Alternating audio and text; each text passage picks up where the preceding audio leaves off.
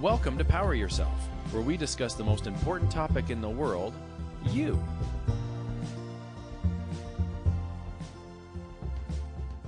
Welcome to another episode of Power Yourself. My name's Karl, and with me, as always, is Jillian. Hello, everybody. So how are you doing today, Jillian? I'm doing great, Karl. How about yourself? I'm doing all right. I'm really interested in today's topic because we're going to be talking about something that I have to admit I don't know that much about. I think I know a little bit about it, but I'm interested in learning more. So we're going to be talking today about being present, or the idea of mindfulness. So what does it mean, Jillian, when we talk about being present? To be present, I mean to actually be in this moment. I'm sitting with you in this recording room, Karl, and I am here. My mind is not elsewhere.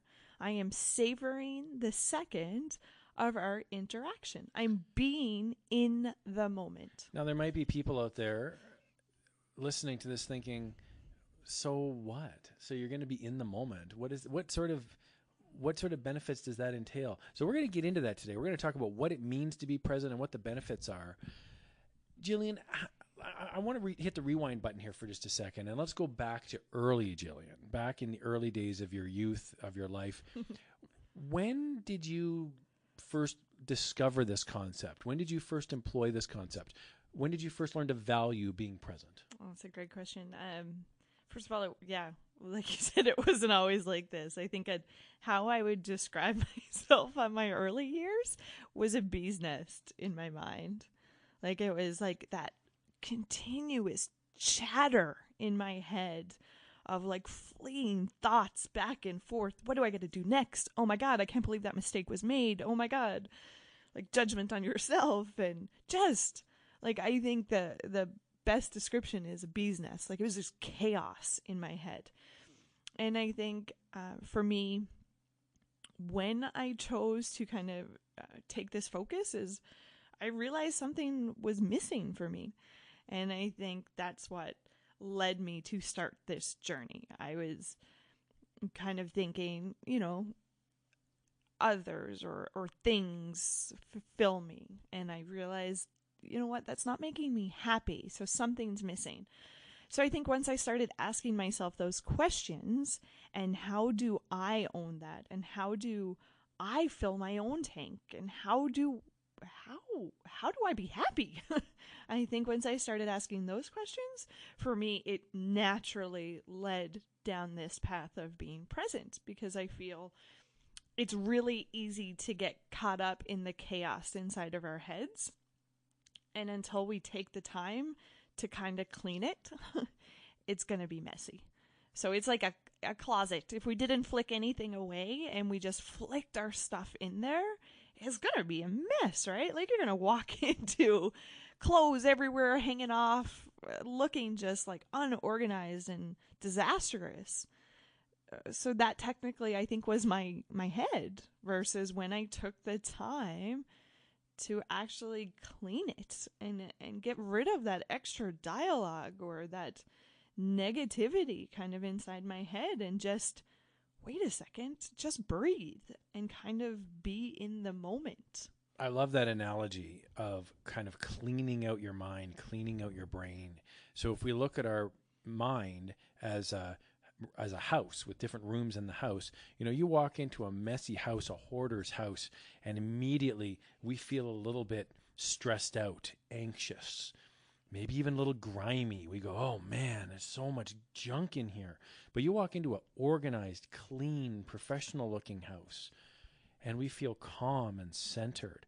So not only do we know how to access everything in the house, but it actually feels better when we're in that moment, when we're present. Absolutely.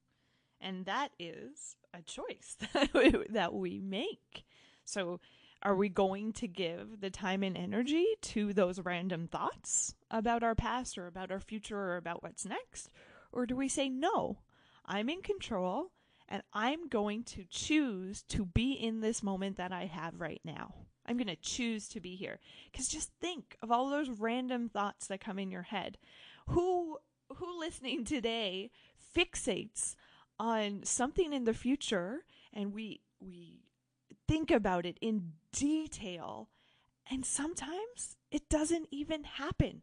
So think of all of that wasted energy and time that we sometimes put into stuff that never ever manifests.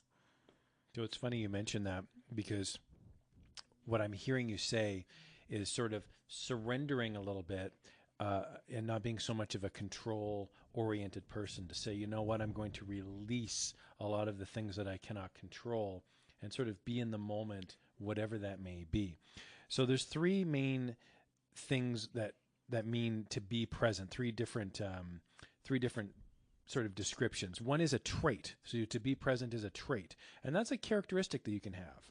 So it can be a relatively long-lasting trait that you can build up over time, and it's a person's tendency to more frequently enter into and more easily abide in mindful states. So that's a trait. The other one's a state, which is an outcome that we really look at, and I think that's probably what we think of the most when we talk about being present. Is it's a state. I'm in flow. I'm in the zone. I'm focused. I'm ready to go.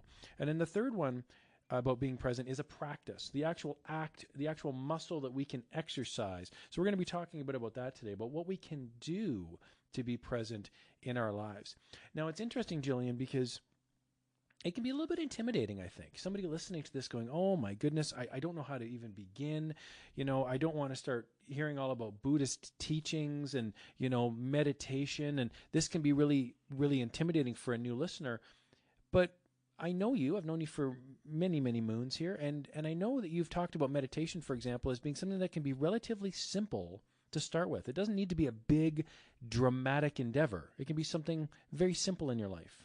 Would you characterize it that way? 100%. And I feel I definitely, in the earlier years, I definitely made it more complex than it needed to be. But once again, that was my mind kind of allowing it to be something that it wasn't. So my mind was deciding that it was this big ordeal, and I had to have a serene environment, and I had to have candles, and you got this enlightenment feeling. But in reality, and I had people that helped me along this process. And I think I went up to a retreat with Buddhist monks, and it was getting the confirmation from them too that helped me to be like, oh, it's not this elaborate ordeal. It can be extremely simple. It's what I make it. So it could be something like breathing.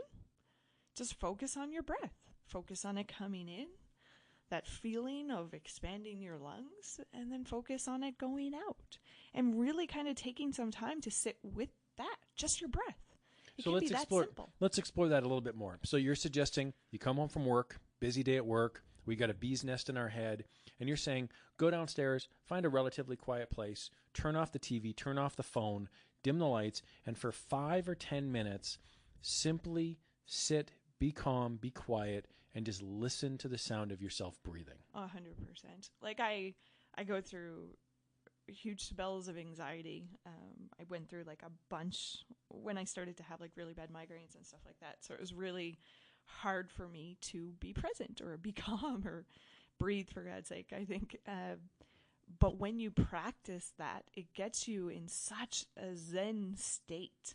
So I would highly recommend, even just before you go to bed, just taking that time to take in the air, let it sit, let it out.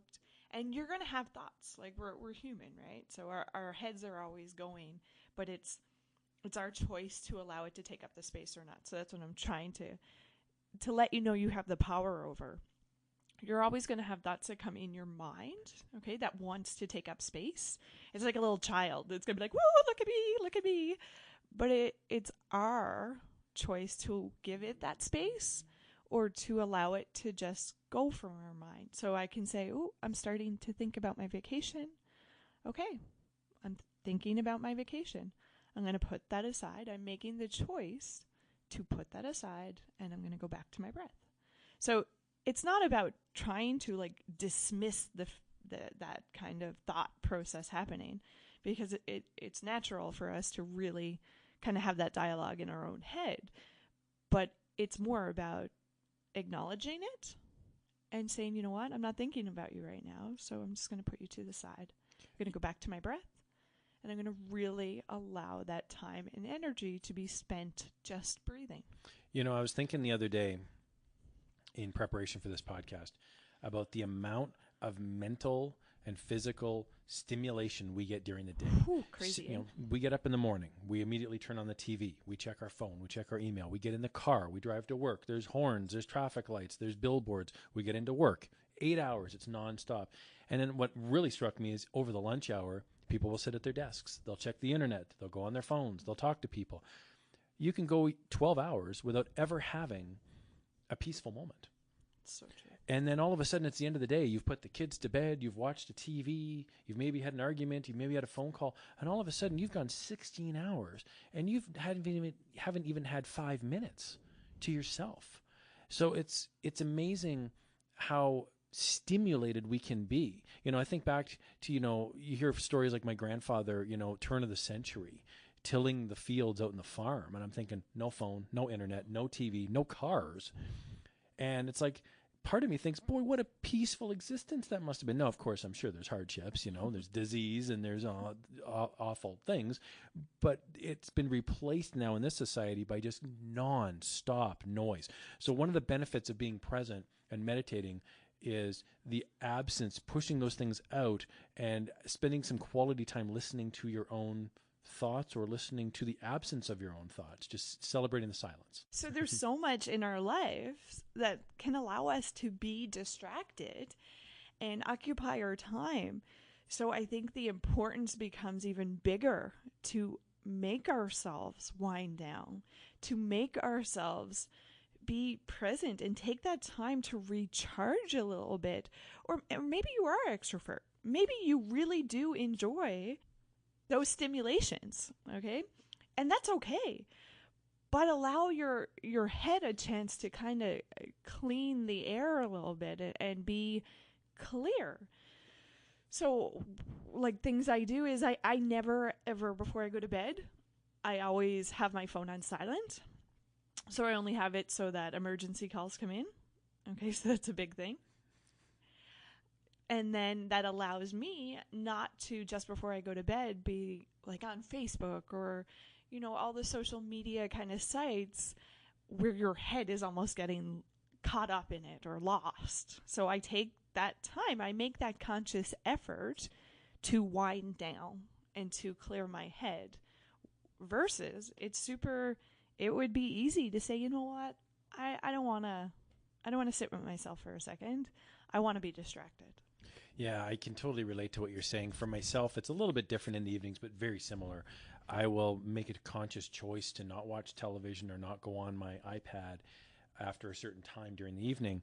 And what I'll wind up doing is do a little bit of drawing for about 15 or 20 minutes in the evening. It really calms me down. And there's something about like physically creating something that just totally shifts gears mentally. And then I'll try to read a book for about 10 or 15 minutes.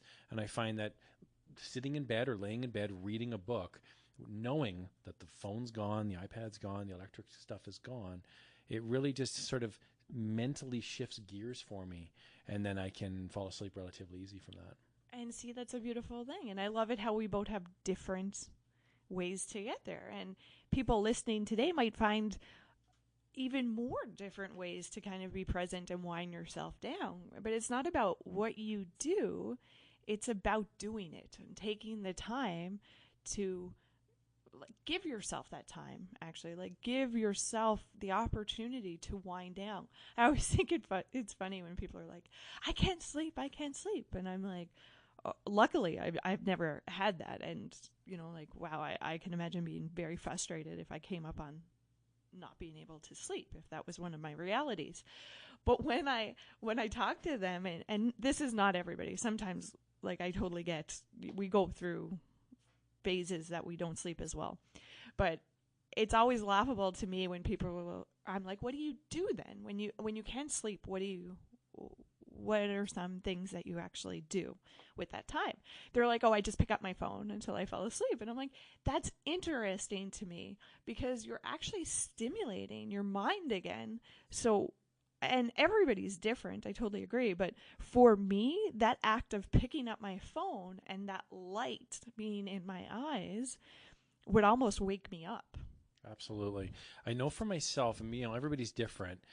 for myself, I'm a planner. I enjoy planning things out. I'm a little bit of a type A personality where I'm really competitive and I like to get things done and I like to accomplish things. So I know, like, for example, on the weekends, if I don't write things down that I'm going to do over the weekend, I tend to get a little bit stressed out. So I can write out a chores list, write it all down on a piece of paper, and then I can go to bed. I don't need to worry about forgetting something because it's written down. So I know for myself, I find that really helpful, that if I can somehow get it out of my head onto a piece of paper, then I can, it's a lot easier for me to be in the moment because I can say, you know what, if I forgot something, don't worry about it. It's already written down over there. Yeah, I think that's a great tool to a great tool to use, to just write it down so that it's not taking up the space in your head. So another obstacle that you might run into in regards to being present is being tired, being hungry, or being in a bad mood. So these are physical limitations that could render you not in the best state of mind. So, physical and mental are often very closely connected, and we have to look after ourselves physically as well. Do you want to talk a little bit about the physical piece to being present? What can we do as far as diet, nutrition, exercise? What can we do to help us be present in those moments? I would say breathing. I would say just sitting with it. Like we mentioned, it's easy to get kind of caught up and not be able to be present. And I know you've mentioned in the past that meditation does not need to be a formal activity. You've mentioned like brushing your teeth or eating a really nice meal. That was one that struck me. I never really thought of it that way before, where you've said, you know what, if you prepare a really nice meal and you put away your phone and you turn off the TV and you put on some nice music in the background and you're in the moment, you're enjoying the experience for what it is. You're not worried about the future. You're not worried about the past. You're enjoying it. And that's like a form of meditation. Oh, it's 100% a form of meditation. And that's the thing. You can do it with whatever act you want to do. Do you want to take your dog for a walk? Okay, you can really be present while doing that. Don't bring your phone with you. Just kind of take in the air, look at the trees, concentrate on your steps, concentrate on the dog. Take that in. Like you said, prepping a meal. Okay, cutting up the vegetables, really allowing yourself to be present. Like I said before, you're going to have thoughts that come in your head, but it's about acknowledging them and putting them to the side. Okay, and allowing yourself the opportunity just to be in that action. You can do it. One of the pitches to me for people who are just starting, I always say brush your teeth. And it's just that act of really focusing on each tooth. It sounds silly, but it allows me to be present easier, okay? Because I'm actually doing an action. So, you're putting toothpaste on your toothbrush and you're putting that in your mouth, and you can almost focus on the taste in your mouth, the cleanliness feeling that comes. There's so many little details that we miss because we're so wrapped up in what's going to happen in 2 weeks or what's going to happen at this meeting today. And I feel like we give up the majority of our lives thinking, rehashing stuff that's happened in the past, or focusing too much on things that's happened or going possibly to happen in the future. And I feel by doing those acts, we miss a huge chunk of our lives. So I love what you just said, and I want to drill down a little bit more on this. So let's use the brushing of the teeth as an example. So there might be somebody out there listening right now who says, hold on a second, you're telling me that I need to turn off my phone and turn off the TV and stand there for 5 minutes and brush my teeth and really feel the sensations of brushing my teeth? Really? And I would argue, yes, you are saying that. And the reason isn't the teeth itself. The reason isn't the brushing of the teeth. It's that you're using this like an exercise. You're using this as a simple, easy way to exercise your mind so that when you are in another situation, you've trained your mind to be able to turn off those other extraneous events in your head so that you can be present in the moment when the situation calls for it. Is that correct? Absolutely. And it's hard to do. It's really easy to kind of give the space to all those thoughts that pop in. It's much harder to, like you said, flex that muscle and actually put those thoughts, acknowledge them, and put them aside. Yeah, so I love that because, for example, I've got a friend of mine who has a big barbell set at his house. And so he works out on these barbells. And I joke with him once in a while, and I'll say, well, what are the chances you're going to be outside, out and about in the world, and a big barbell is going to need to be lifted somewhere? And we both laugh. The joke isn't that he's going to need to lift the barbell. The joke is he may need to lift a heavy object out in the world someday. So we can view that mentally as well. We're going to mentally lift a barbell when we meditate, so that when we're out in the world and life hands us a bit of adversity, we can lift strong rather than lift weak, because we've exercised that muscle in our mind. And that's exactly it. We have to practice it. It's almost like we get so mad at ourselves when we don't 100% succeed. But if you talk to anybody who's actually really good at anything, you got to really give them credit for all the time and energy and practice that they put into it. And I think that sometimes that's something that's not even talked about or considered. And we need to start having that conversation so that people don't feel less than. You know what? It takes a lot of effort, okay, to be happy. I always say it's a choice, but it's effort, okay? I have to wake up and decide I am going to put in that energy today, because I know for me, that's something I want. I love that feeling of being appreciative or happy or present, but it's not easy every day. Sometimes it comes easier, but I practice it on the hard days. And you know what, guys? Sometimes I lose. But it's not about losing. It's about still practicing in the face of chaos. And then you'll realize the majority of the time and more that you're actually going to win. But it's about flexing that muscle and building it up. Absolutely. So I think getting discouraged is definitely a pitfall that we're all guilty of on occasion. It's funny you mentioned that. I was on YouTube the other day, and I was watching this guy. His name's Bob Ross, and he's an artist. He's been an artist on PBS for years, right? And childhood memories. Yeah. And he's like, and I know everyone's got different opinions. I watched him paint. I watched a 20-minute episode. He blew me away. I couldn't believe how he was quickly putting colors down, and he's so positive and fun to listen to anyway. And I thought, wow, maybe I can paint. Maybe I can. Well, then, of course, you try it, and you go, whoa, I'm no Bob Ross. I've only been doing this for 5 minutes. He's been doing this for 30 years. Same thing with golf. First time on the driving range, it's so frustrating when you watch people just give up after one day on the driving range. And it's like, well, you have to realize it takes a lifetime to master golf or painting or drawing or writing or anything that you do.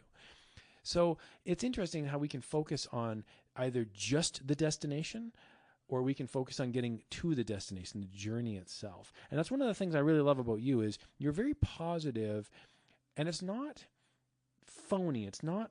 You're not just doing it to quote unquote be nice. You truly mean it when someone's at the beginning stages of learning something new and you're encouraging them.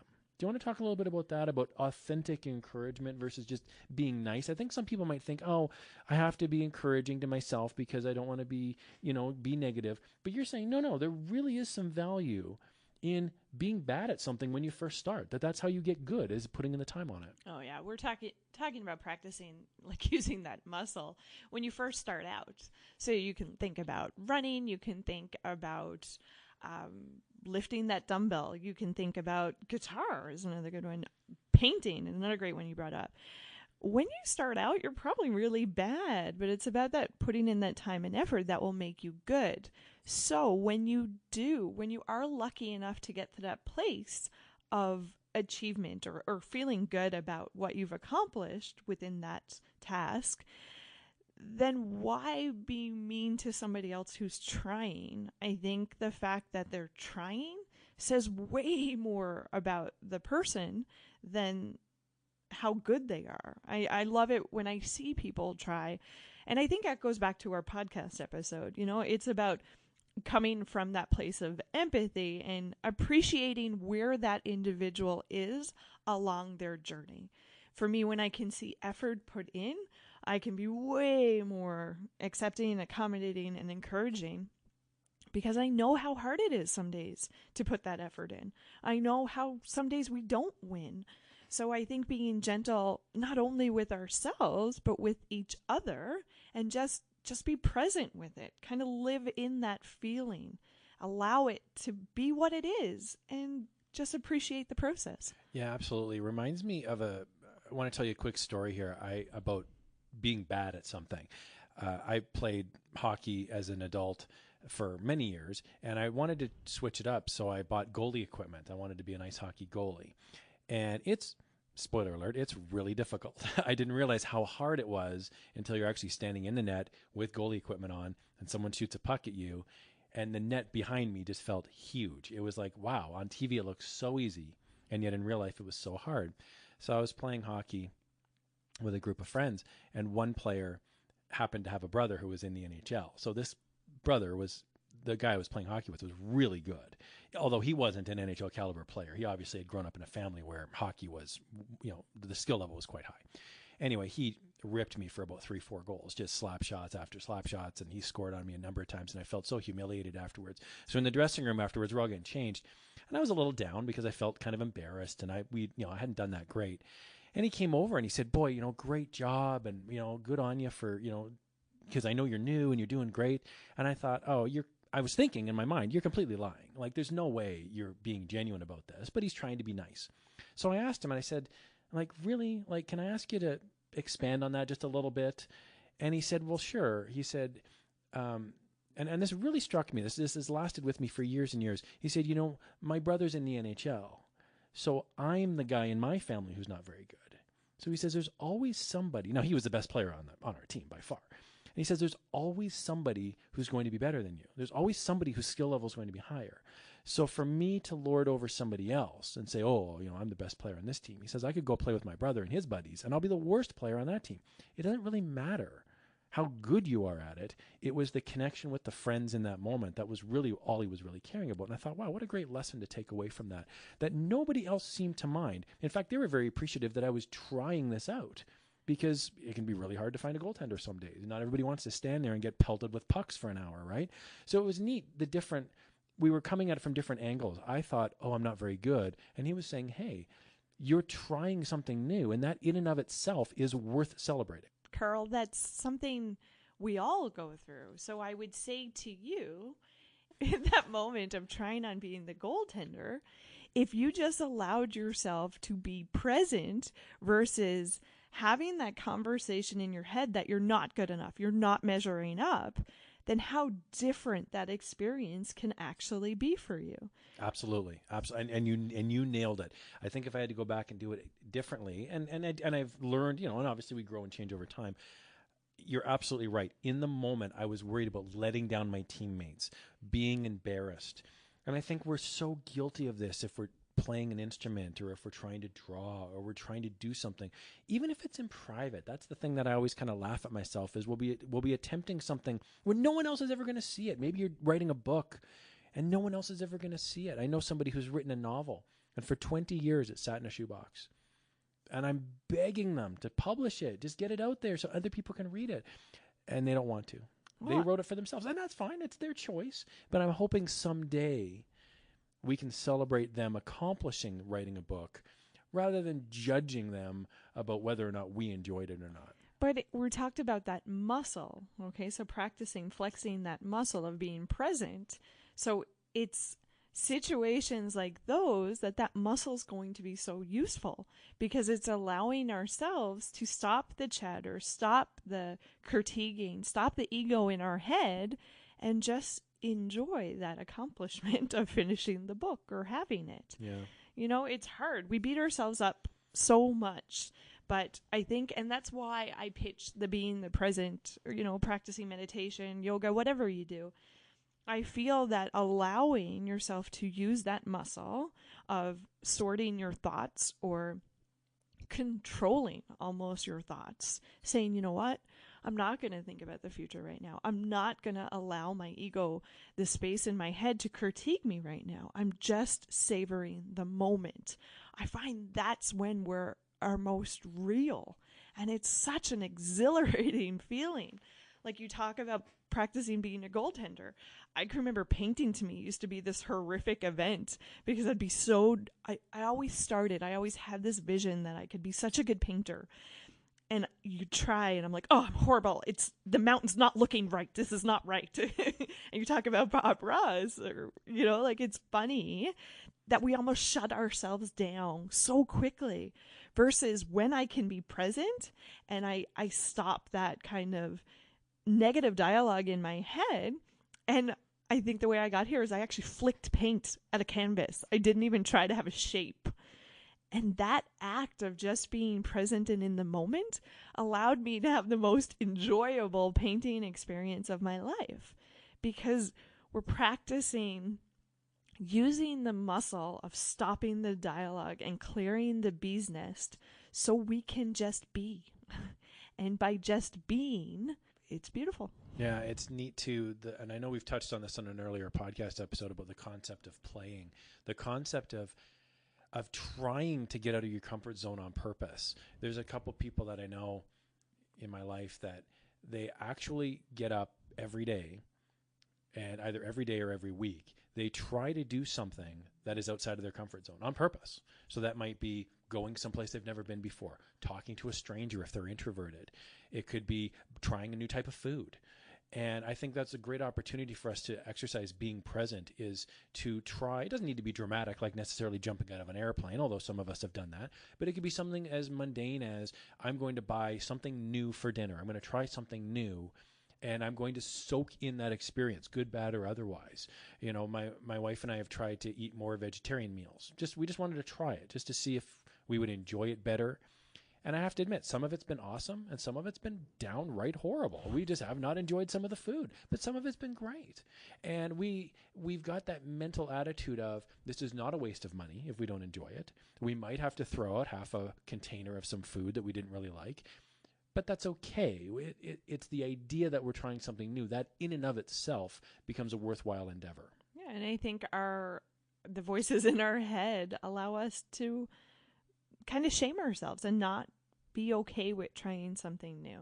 So that's why I place a huge importance as well on being present, because flexing that muscle, like you said, to actually be in the moment, okay, and stop the chatter, by flexing that, then in times when we actually need it, we'll know how to sort through, oh, that's my ego talking, oh, that's negative Nelly in my head talking, and you can acknowledge it and push it aside and actually savor the moment of trying something new and not being good at it.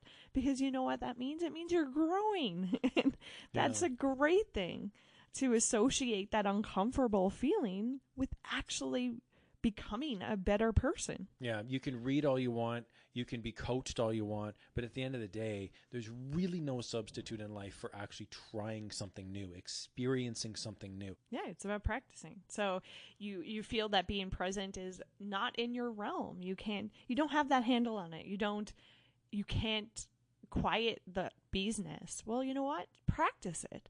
Maybe you achieve it for 1 minute a day, and then maybe that 1 minute becomes 3 minutes or 5 minutes.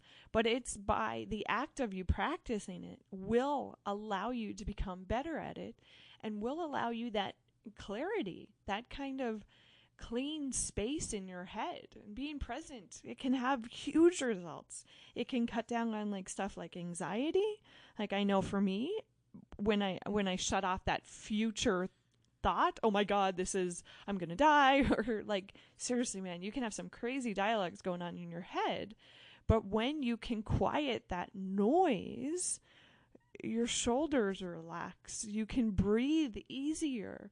And that's what being present actually means. It means, oh, I'm here right now, and you know what? I'm gonna savor this. Oh, I'm eating this delicious sandwich. Well, I'm going to savor every second of it. And by being in that moment, it kind of allows the chaos to subside. Yeah, it's neat. For those of us that are visual learners, one way you can look at it is that, your life is like a series of rooms, and you're moving from one room to the next as you go through life. Well, the future is a room you haven't got to yet. Close that door for just a second. Don't worry about that future room. Now you've got your past behind you. You know what? Do a quick 180. Close that door mentally. You're in a room all by yourself, and you're in the present. There's no past. There's no future. You're sitting in a room by yourself in the present. And you could be enjoying a sandwich, brushing your teeth, sitting quietly by yourself. It's amazing to me when you see, people stuck in traffic and they've got this serene, happy look on their face, and you go, wow, I'd love to be there someday. They're in the moment, just enjoying the sky, and they're enjoying nature, even though they're maybe stuck in traffic, and they're not going anywhere for the next 30 seconds. So they're able to mentally flex that muscle. And that's a choice we can all make. We have the power. We can power ourselves to be able to do that. We can make that serene environment. It's whether or not we want to put the effort into it. So there's another approach if you're thinking, well, meditation sounds good, but there's other things we can do. I wanted to ask you a little bit about yoga, specifically yoga. I always thought for the longest time, until I met you and a couple other people that do yoga, I always thought yoga was just kind of glorified stretching. So I know people who know about yoga will laugh at me and go, no, that's not what it is at all. Can you talk a little bit about what yoga is? Is it just glorified stretching, or is there a mental aspect to it as well as a physical aspect of it? For somebody interested in yoga, what should they be thinking about? Well, I think it's definitely as complicated as you want to make it. I think for me, I didn't enjoy it as much when I first started because I used to be comparing myself with others. I'm like, they can do that. I can too. I can push my body into that position. Right. But it was really not until I let go of that expectation of myself, and you just enjoyed the practice of breathing through certain moves. So it was about stretching, let's say that. So I'm stretching into a certain position and it's hurting and I feel that pain. And by sitting with that pain, you'll notice that pain gets a little bit smaller and you breathe through it. So for me, I kind of look at it as a metaphor for life. Things can be really uncomfortable. Growth can be really uncomfortable. But if you sit with it and you breathe through it, you will likely get through it and probably be able to do it faster and better the next time. So you recommend for somebody who's never tried yoga before, go to your local gym or YMCA or whatever and sign up for a beginner yoga class just to see what it's about. And you're saying it involves stretching, breathing, some standardized poses, that sort of thing? Yeah, there's our art, and I'm sure if you talk to somebody who's really into yoga, I've done it. I'm by no means a master or anything like that. Everybody will have a different layer to give you, but I really do feel the hardest thing for me and the most rewarding thing was stopping looking at everybody else.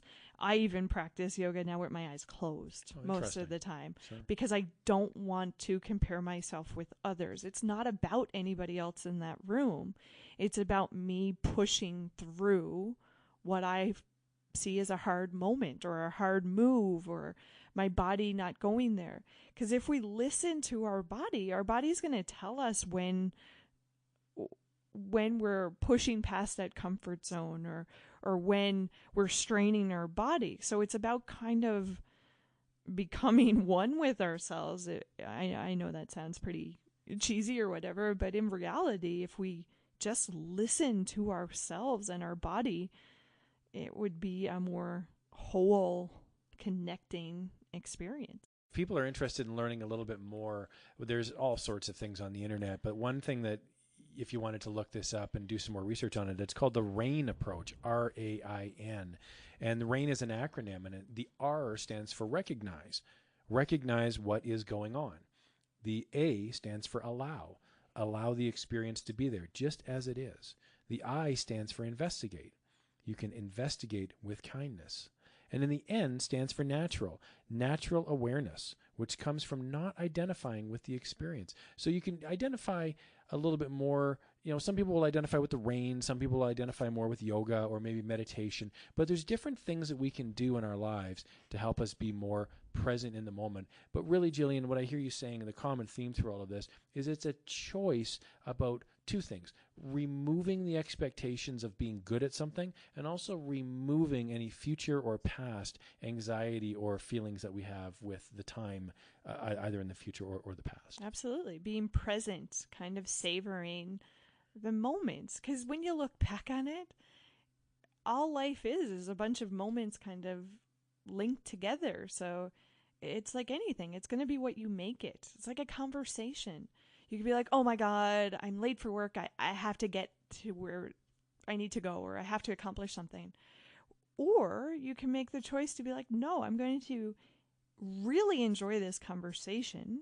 I'm going to actually listen. Now, how foreign does that sound? Actually listen to what the other person is saying and allow time to register it.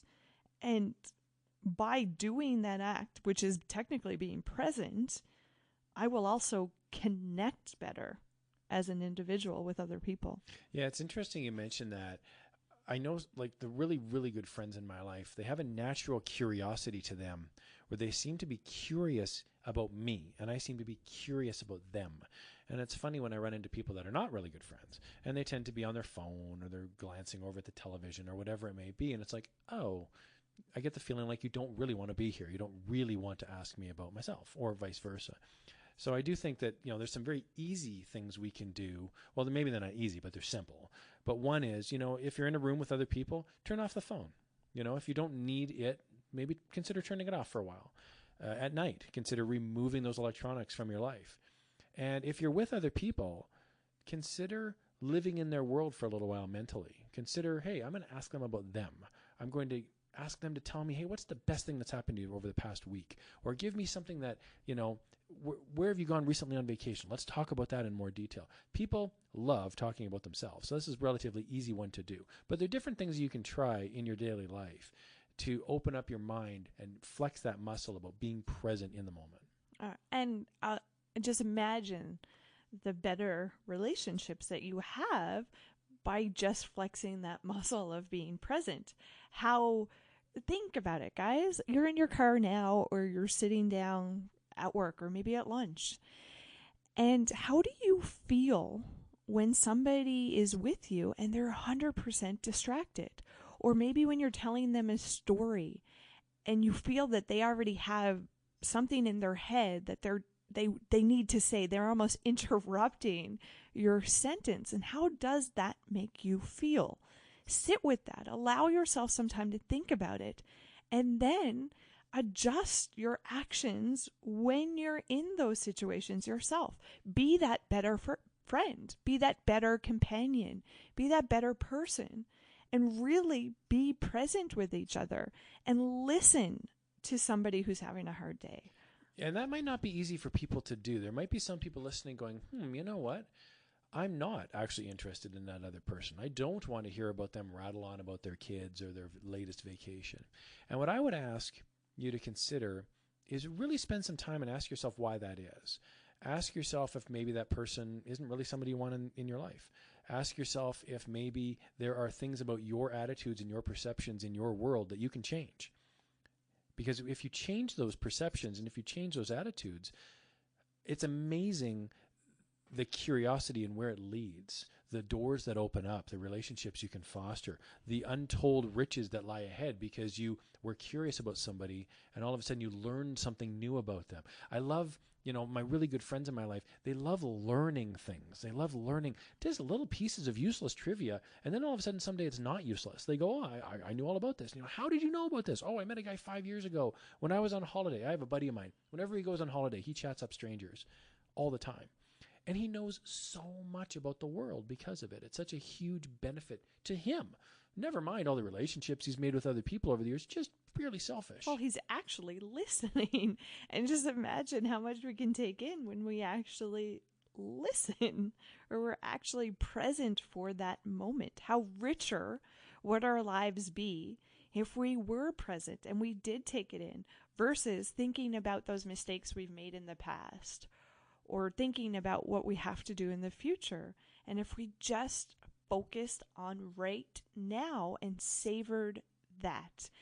I love it how you mentioned about the friends thing. Like when you're younger, it's almost like the numbers game. Ooh, I got lots of friends. But as you get older, you probably have less friends, but they're more true connections. It's when you're young, it's like quantity. And when you're older, it's more quality. It's almost like, what? I value my time. I know my time is precious and I'm not going to waste it on everybody, So maybe if you're not enjoying hearing about that person's story, or like you said, maybe maybe you just don't want to have that connection with that individual. That's okay too. Well, and I like too what you say about as we get older, we tend to value, I find, experiences more than things. So it's funny how, like, when you're a kid, you tend to, like you say, you have quantity. It's almost like friendships because you don't have any other assets. You don't own a car or a house, or you don't have a job. You're just, you're a kid. You tend to view friends almost like assets. Like, I have more friends than you. Haha, aren't I so wonderful? But as an adult, it's more like, I already have a house. I already have a car. I already have a job. I already have whatever assets I need. So I really value experiences as I get older. And so those become like mental or spiritual assets that I can put in my little soul bank, and I can keep those as well. And the only way to get high quality assets in your bank, so to speak, is to be present and truly experience those moments in your life. So I think a lot of times, like you mentioned how being younger, how you're almost using your friends as status in a way. Like you have so many friends and you feel accomplished for having so many friends. And I feel sometimes in society that then that friends kind of numbers game, it then ends up being more status. So, I need that house and I'll be happy. Oh no, I need that car and I'll be happy. Oh, no. I need that jacket or that vacation and then I'll be happy. Notice how we're always kind of moving that happiness result continuously. So by being present, it's like, whoa, it's not about me achieving that car. It's, wait a second, let's enjoy the process of getting there. Let's be present right now and savor and enjoy where I am, as opposed to waking up when we're 95 and being like, oh, that was life. Like, didn't it just fly by? And then when you're kind of reflecting, I bet you it's not going to be about how many cars you had or how many material things you had. It's about those connections and about being present and really savoring each moment as we're lucky enough to have it. Because if you talk to somebody who's lost somebody, I bet you they're going to say they're probably not going to want that multi-million-dollar home. They'd probably love a couple of extra minutes with that person. So guys, here's the gift. You have that moment with the people in your life right now. Don't waste it being in the future or being in the past.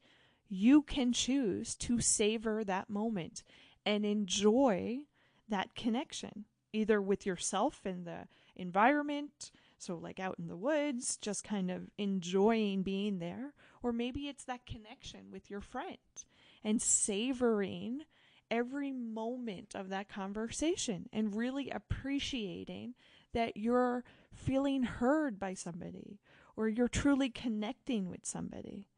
Being present can give value, so much value to our lives, but that's the thing. No one can make us do it. So it's something that the light bulb has to switch on, and we have to practice it, and we have to flex that muscle and use it. And I think the more we use it, the more we'll realize that we're actually becoming present. Yeah, that's well said. I think that's a great way to end the podcast about being present today. We hope you enjoyed this episode of Power Yourself. We encourage you to check out our other episodes as well and like us on Facebook. So you can like us, follow us, ask us a question. We'd love to get your comments and your feedback. We'd love for you to get involved. And so again, Power Yourself on Facebook. We encourage you to check us out. Thank you so much for being with us today. I'm Karl. That's Jillian. We'll talk to you guys next time.